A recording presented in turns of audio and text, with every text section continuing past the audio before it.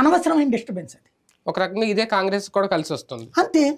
ఇప్పుడు Congress BJP party మీద ముస్లింలకి ప్రత్యేకించి చేసింది అనేది కాదు, ఇంతకుముందు చేసింది చాలా. సేమ్ టైం ఆనాడు పట్టించుకోని, అంటే బాబ్రీ ఇన్సిడెంట్ తర్వాత ముస్లింలు దూరం అయ్యారు కాంగ్రెస్ పార్టీ.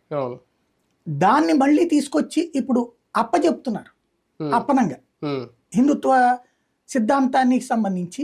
మెయిన్ వాళ్ళు అంటలేదు, బీజేపీ వాళ్ళు మాట్లాడట్లట్లాగా, లేకపోతే కనుక ఆర్ఎస్ఎస్ వాళ్ళు విహెచ్పి వాళ్ళు అట్లా నోరు జారట్లా. జారుతున్నటువంటి వాళ్ళు కొంతమంది ఒక రకంగా చెప్పాలంటే మేము చాలా గొప్పగా హిందుత్వవాదులు అని చెప్పేటటువంటి.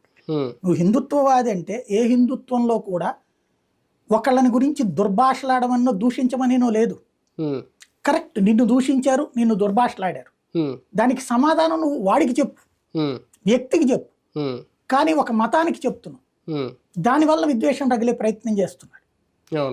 దాన్ని ఇక్కడ ఇతను క్యాష్ చేసుకోగలిగాడు. వాళ్ళందరికీ ఇప్పుడు ఇంకెవరు మీరు అబ్జర్వ్ చేస్తే దేశవ్యాప్తంగా ఏ రాష్ట్రంలో ఎవరు బలమైన నాయకుడు అంటే వాళ్ళ వైపుకి వెళ్ళిపోతున్నారు ముస్లిమ్స్ అంతా.